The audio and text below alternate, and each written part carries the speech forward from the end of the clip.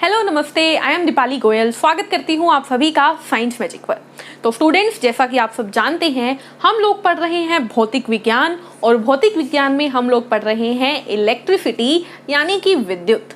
क्या होता है विद्युत हम जान चुके हैं, क्या होती है बिजली हम जान चुके हैं। हम जान चुके हैं कि बिजली बनती है चार्ज यानी आवेश के कारण। क्या होता है आवेश हम जान चुके हैं। क्वांटाइजेशन ऑफ चार्ज क्या है, यू ऑल नो। Q बराबर NE होता है, ये बात आप जानते हैं, ठीक है। साइड में लिख रही हूं, ये बात आप जानते हैं।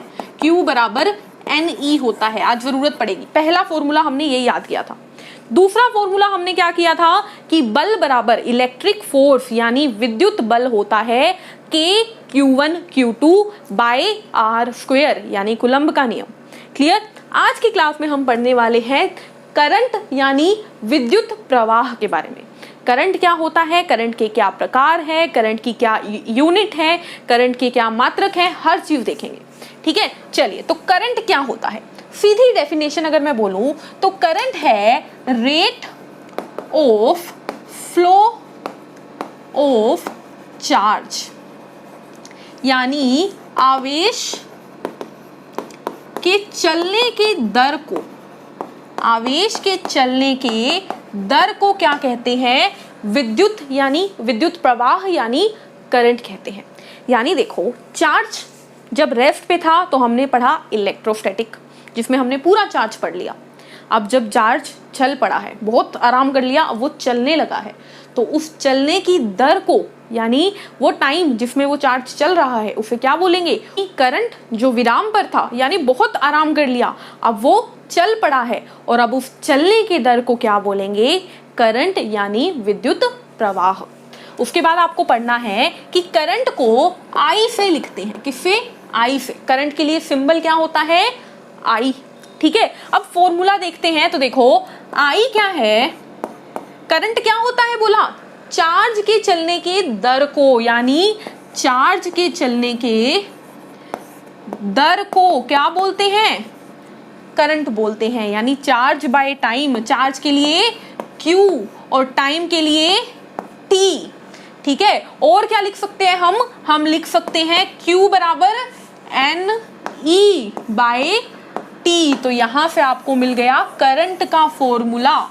अगर आपको कोई बोल दे, क्या बोल दे कि 10 सेकंड में, क्या बोल दे 10 सेकंड में किसी जगह पे 6 कूलम्ब चार्ज चल रहा है, तो करंट बताओ, तो आप बोलोगे 6 कूलम्ब चार्ज है, 10 सेकंड है, तो आंसर आ गया 0.6 एम्पियर, ठीक है। अगर कोई आपको बोल दे कि 10 सेकंड में 4 इलेक्ट्रॉन चल रहे हैं, तो आप कैसे निकालोगे, तो आप जानते हो कि 4 इलेक्ट्रॉन मतलब N क्या हो गया, 4 हो गया, तो 4 मल्टीप्लाई बाय E क्या होता है 1.6 इंटू 10 की पावर -19 और टाइम कितना है 10।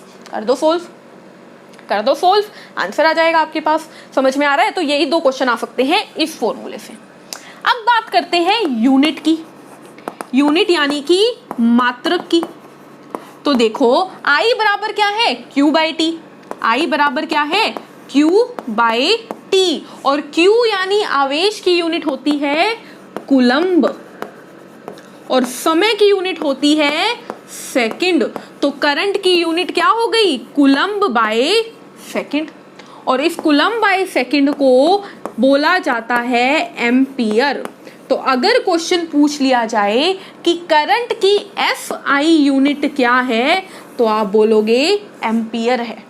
अगर पूछ लिया जाए 1 एम्पियर क्या है, वैसे 1 एम्पियर नहीं पूछा जाएगा, आपको पूछा जाएगा 1 सेकंड में यदि 1 कूलम्ब चार्ज चलता है, 1 सेकंड में यदि 1 कूलम्ब चार्ज चलता है तो उसे हम क्या कहेंगे, तो आप बोलोगे 1 सेकंड में 1 कूलम्ब मतलब 1 एम्पियर, ठीक है। 1 सेकंड में 1 कूलम्ब मतलब 1 एम्पियर। फिर आपको याद रखना है कि करंट एक स्केलर क्वांटिटी है, यानी अदिश राशि है।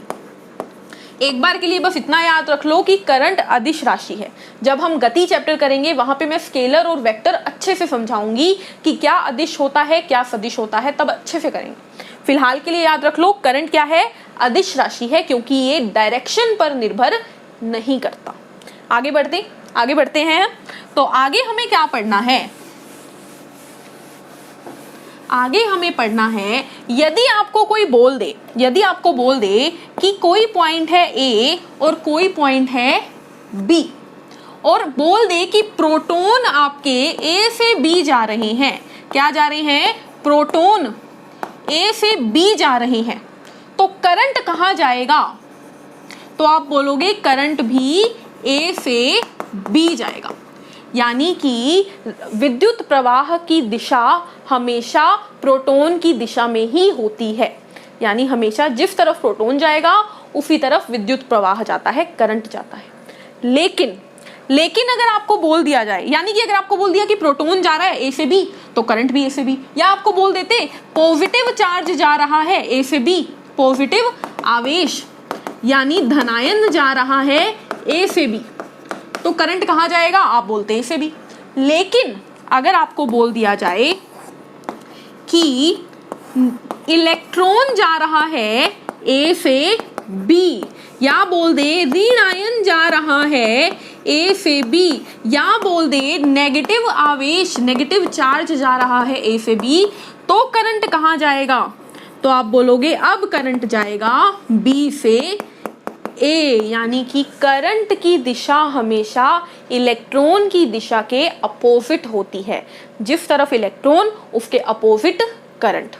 जैसे कि एक आपको सर्किट दे दिया जाएगा कुछ इस तरीके से, ठीक है, कुछ इस तरीके से आपको एक सर्किट दे दिया मान लो, ठीक है, ये होता है पॉजिटिव टर्मिनल, ये होता है नेगेटिव, ये होता है धनायन, ये होता है ऋणायन बैटरी का। हमेशा करंट किस डायरेक्शन में जाता है, पॉजिटिव से नेगेटिव यानी प्रोटॉन की डायरेक्शन में। प्रोटॉन कहाँ से निकलेंगे, देखो प्रोटॉन होते हैं पॉजिटिव, तो वो पॉजिटिव से निकलेंगे, तो प्रोटॉन यहाँ से निकलेंगे और नीचे जाएंगे, तो करंट का डायरेक्शन क्या होगा, ये होगा, करंट का डायरेक्शन क्या होगा, ये, तो ये क्या है, ये है करंट का डायरेक्शन। लेकिन इलेक्ट्रॉन कहाँ से निकलेंगे, तो इलेक्ट्रॉन तो नेगेटिव से निकलते हैं, तो इलेक्ट्रॉन निकलेंगे यहाँ से, तो इलेक्ट्रॉन का डायरेक्शन क्या होगा, इलेक्ट्रॉन का डायरेक्शन होगा ये, ठीक है, यानी नेगेटिव से पॉजिटिव, जिस तरफ करंट का डायरेक्शन उसके अपोजिट इलेक्ट्रॉन का डायरेक्शन, बहुत जरूरी बात है, ठीक है, करंट और इलेक्ट्रॉन का डायरेक्शन अपोजिट होता है। उसके बाद एक और क्वेश्चन क्या आ सकता है कि करंट जो है वो केवल क्लोज्ड सर्किट में ही चलता है, करंट बंद सर्किट में ही चलता है, यानी सीधी सी बात है, बताने वाली तो इसमें कोई चीज थी नहीं, लेकिन एक लाइन होती है ना, सुननी जरूरी होती है। मैंने इस कनेक्शन में एक स्विच लगा दिया, एक बटन लगा दिया, और ये बटन मैंने खुला छोड़ दिया। अब जब ये बटन खुला है तो करंट यहाँ से निकल भी जाएगा, तो आगे जाएगा कैसे, जब बटन ही खुला है, ठीक है। लाइट जब तक बंद है तब तक लाइट जगेगी ऐसे, ठीक है। जब आप इसको बंद करोगे, यानी क्या करोगे, ये आपने सर्किट बंद कर दिया, यानी बटन ऑन कर दिया, तो क्या होगा, करंट चलेगा। देखो ये क्या है, अगर मैंने ऐसे बना दिया, ऐसे, इसका मतलब है स्विच ऑफ है, ठीक है, और सर्किट ओपन है, सर्किट ओपन है, यानी खुला सर्किट पड़ा है, खुला पड़ा है अभी सर्किट, इसमें से करंट फ्लो नहीं करेगा। लेकिन अगर मैंने बना दिया ये, तो इसका मतलब क्या है, स्विच हो गया ऑन और सर्किट हो गया क्लोज। क्या इसमें आई होगा, नहीं होगा, लेकिन क्या इसमें आई होगा, बिल्कुल होगा। क्लियर। तो मैंने अभी तक आपको क्या बताया, मैंने आपको बताया कि जो करंट है ना, करंट जो है वो क्या होता है, तो वो होता है rate of flow of charge, यानी आवेश के चलने के दर को क्या कहते हैं, करंट कहते हैं। आवेश के चलने के दर को क्या कहते हैं, करंट कहते हैं। फिर मैंने बताया फॉर्मूला, तो वो क्या आ गया, चार्ज बाय टाइम, यानी यूनिट क्या आ गई, कूलम्ब प्रति सेकंड, यानी एम्पियर हमारी यूनिट आ गई। फिर हमने डिस्कस किया कि करंट हमेशा प्रोटॉन की दिशा में चलता है और इलेक्ट्रॉन के अपोजिट चलता है। फिर हमने डिस्कस किया कि करंट सिर्फ बंद सर्किट में चलता है, यानी जब स्विच ऑन होता है तभी चलता है। आखिरी चीज सुनिए, करंट जो होता है वो वहां जाना चाहता है जहां पर प्रतिरोध कम हो। लाइन लिखती हूं फिर समझ में आएगा। करंट वहां जाता है जहां रेजिस्टेंस यानी कि प्रतिरोध कम हो। क्या मतलब है इस बात का? रेजिस्टेंस क्या होता है अभी आप नहीं जानते, बस इतनी सी बात सुनो। आपको मान लो अपने शहर में किसी एक कोने से दूसरे कोने में जाना है, तो आप सोचोगे कि मैं उस रास्ते से जाऊं जहां पर ट्रैफिक कम हो, जहां पर ट्रैफिक कम हो, क्योंकि ट्रैफिक रुकावटें बनती हैं और मुझे देर करवा देंगी, है ना। यानी कि आपको मान लो इस ए पॉइंट से बी पॉइंट पे जाना है और रास्ते हैं दो, एक ये रास्ता है और एक ये रास्ता है। यहां पर है बहुत सारी गाड़ियां और यहां पर नहीं है, तो आप कहां से जाओगे? आप यहां से जाओगे। आप ऐसा सोचते हो, करंट भी ऐसा ही सोचता है। हमारे लिए रुकावट क्या है? गाड़ियां। करंट के लिए रुकावट को कहते हैं रेजिस्टेंस। रेजिस्टेंस क्या है? करंट की रुकावट। करंट की रुकावट होती है रेजिस्टेंस। तो ये देखता है कि जहां कम रुकावटें वहां मैं जाऊंगा। जैसे हम कम गाड़ियां देख रहे हैं, ये देखेगा कम रेजिस्टेंस, तो जहां कम रेजिस्टेंस ये वहां जाएगा, ठीक है। और रेजिस्टेंस जो है बाद में बात करेंगे, ऐसे दर्शाया जाता है। चलो ये बात हमें अभी नहीं करनी, ठीक है, आगे बढ़ते हैं। ठीक है, करंट की कुछ खास बातें मैंने यही बताई कि ये क्लोज सर्किट में चलता है, ये इलेक्ट्रॉन के अपोजिट चलता है और रेजिस्टेंस कम वाली जगह पे जाता है। आगे देखिए, करंट होता है दो प्रकार का। करंट होता है दो प्रकार का। कौन कौन सा? पहला है अल्टरनेटिंग करंट। अल्टरनेटिंग करंट, जिसे एसी भी बोल देते हैं। क्या बोल देते हैं? एसी। और दूसरा है डायरेक्ट करंट। डायरेक्ट करंट, जिसे डीसी भी बोल देते हैं, ठीक है। अल्टरनेटिंग करंट को हिंदी में क्या बोलते हैं? प्रत्यावर्ती प्रवाह, विद्युत प्रवाह, ठीक है। और डायरेक्ट को दिष्ट विद्युत या वैद्युत प्रवाह, ठीक है। क्या होता है एसी, क्या होता है डीसी?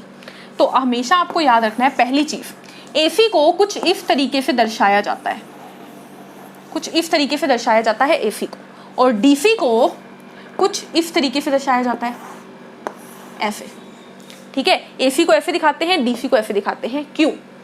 एसी की पहली बात सुनो, ये इसका magnitude and direction change with time, यानी एसी का प्रत्यावर्ती धारा का जो परिमाप है, परिमाप और दिशा समय के साथ बदलते हैं, समय के साथ बदलते हैं। पहले सुन लो फिर समझाऊंगी, ठीक है। बदलते हैं, लेकिन इसके नहीं बदलते, नहीं बदलते। इतना लिखना बहुत है ना, नॉट चेंज। क्या मतलब है इस बात को? मैंने बोला कि 4 एम्पियर का करंट है, एसी में फ्लो कर रहा है, तो उसका मतलब होगा, देखो एक टाइम आएगा जब वो 4 एम्पियर होगा। एक होगा 3, यानी एक होगा 3 2 1 0, फिर आगे बढ़ेगा 4, फिर 3 2 1 0, फिर बढ़ेगा, फिर घटेगा, फिर बढ़ेगा, फिर घटेगा, फिर बढ़ेगा, फिर घटेगा। यानी वह करंट जो कि अपनी दिशा बदल रहा है, देखो ऊपर नीचे, और वैल्यू भी बदल रहा है, 4 3 2 1 4 3 2 1, ठीक है। वो होता है हमारा अल्टरनेटिंग करंट। अल्टरनेट यानी वो अल्टरनेटिव घूमता रहता है, इधर उधर ढूंढता रहता है कुछ ना कुछ। डायरेक्ट करंट, मैंने बोला 4 एम्पियर का करंट है, तो देखो यहाँ भी 4, यहाँ भी 4, यहाँ भी 4, यहाँ भी 4, यहाँ भी 4, यहाँ भी 4, यानी कि करंट हमेशा सेम रहता है, वो होता है डायरेक्ट करंट। जैसे कि एग्जाम्पल, आपके पास पूछा जाएगा हमारे घर में कौन सा करंट आता है, तो घर में आता है अल्टरनेटिंग करंट। घर में आता है अल्टरनेटिंग करंट। हमारे घर में जो बिजली आती है, देखो वो बदलती रहती है। कभी बोलते हैं ना कि वोल्टेज हाई है, वोल्टेज कम है। करंट एसी होता है हमारे घर में, तो आपके पास क्वेश्चन आएगा कि एसी करंट कहाँ पर होता है? हमारे घर में। डीसी करंट कहाँ पर होता है? तो आपको याद रखना है, ये होता है बैटरियों में, बैटरी में। ये होता है जनरेटर में। कौन सा? DC current. बैटरी में और जनरेटर में होता है डीसी करंट। अगली चीज क्या याद रखनी है, अगर आपसे पूछ लिया जाए कौन सा ज्यादा हानिकारक है, एसी या डीसी, तो आप बोलोगे डीसी ज्यादा हानिकारक है, डीसी ज्यादा डेंजरस है। अब क्यों? और ये क्या है? ये कम हानिकारक है, ये ज्यादा हानिकारक है। क्यों? देखो, आपने मान लो अल्टरनेटिंग करंट की तार पकड़ ली, ठीक है, अल्टरनेटिंग करंट की तार पकड़ ली। वो तार पकड़ोगे तो आपको मिला 4 एम्पियर का करंट, झटका लगेगा, लेकिन पकड़े पकड़े वो 3 भी होगा, 2 भी होगा, और एक टाइम ऐसा होगा जब करंट 0 भी आ जाएगा, यानी कि अल्टरनेटिंग करंट की वैल्यू 0 भी आ सकती है, तो आपको खतरा कम है।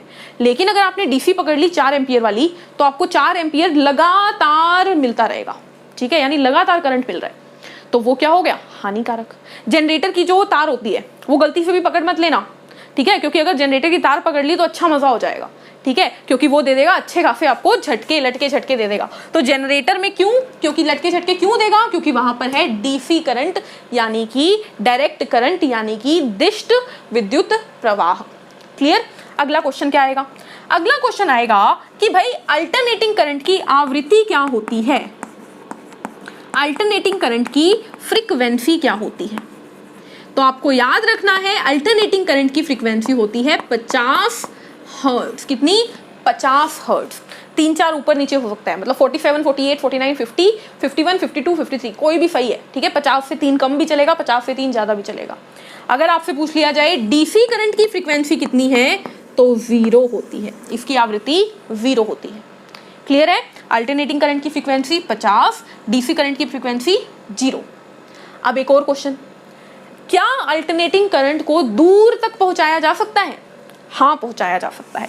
इसे दूर तक भेजा जा सकता है, दूर तक भेजा जा सकता है, लेकिन इसे दूर तक नहीं भेजा जा सकता, क्योंकि इसकी एनर्जी ज्यादा होती है, ठीक है, इसकी एनर्जी ज्यादा होती है, भेजा जा सकता, ठीक है। तो बस इतनी सी बात याद रखनी है, एसी को हम दूर तक भेज सकते हैं, डीसी को हम दूर तक नहीं भेज सकते।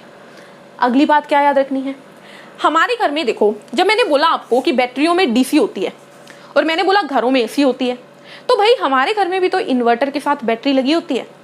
अगर बैटरी में डीसी है तो हमारे घर को वो बिजली कैसे देती है, यानी कि समझो जब लाइट चली जाती है, जब लाइट चली जाती है तो घर के इन्वर्टर की बैटरी तो हमें बिजली देती है ना। तो जब बैटरी में डीसी है तो घर को बिजली कैसे देगी? तो यहां पर आपको नई बात पता लगी। क्या बात पता लगी? देखो,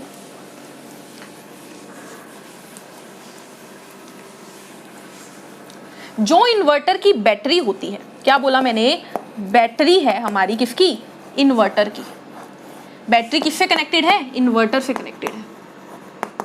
और इन्वर्टर किससे कनेक्टेड है? हमारे घर से कनेक्टेड है, ठीक है। बैटरी में क्या है? डीसी है। घर में क्या है? एसी है। अब बैटरी घर को कैसे देगी? तो इन्वर्टर जो होता है वो क्या कार्य करता है? डीसी को एसी में बदलने का कार्य करता है। क्वेश्चन आएगा, डीसी को एसी में कौन बदलता है? तो डीसी को एसी में बदलता है इन्वर्टर। अब आपने देखा होगा जब घर में बिजली आ जाती है तो ये इन्वर्टर ही इस बैटरी को फिर से भरता है। तो घर में तो एसी आई, तो इन्वर्टर ने भर कैसे दिया? तो इन्वर्टर के अंदर लगा होता है रेक्टिफायर। रेक्टिफायर क्या लगा होता है? रेक्टिफायर, जिसे बोलते हैं क्या? दिष्टकारी। दिष्टकारी बोलते हैं। वो क्या करता है? वो एसी को फिर डीसी में बदल देता है। यानी हमारा इन्वर्टर क्या कर रहा है? वो पहले तो जब हम बिजली जाती है तो उधर से बिजली लेके बैटरी से हमारे घर को देता है एसी में बदलकर, और जब लाइट आती है तो फिर हमारे घर की एसी लेके इन्वर्टर की बैटरी को दे देता है डीसी करने के लिए। क्लियर है? तो एसी डीसी कैसे कार्य करते हैं समझ में आया? क्लियर है यहाँ? तो यहाँ पर हमारा करंट टॉपिक जो है वो खत्म होता है। क्या पढ़ा? करंट क्या है? Rate of flow of charge. Current दो प्रकार का है, एसी डीसी। एसी जो कि बार बार वैल्यू बदलता है, दिशा बदलता है। डीसी जो कि लगातार कांस्टेंट रहता है। एसी कम खतरनाक, डीसी ज्यादा खतरनाक। एसी की आवृत्ति 50 हर्ट्ज, डीसी की आवृत्ति 0।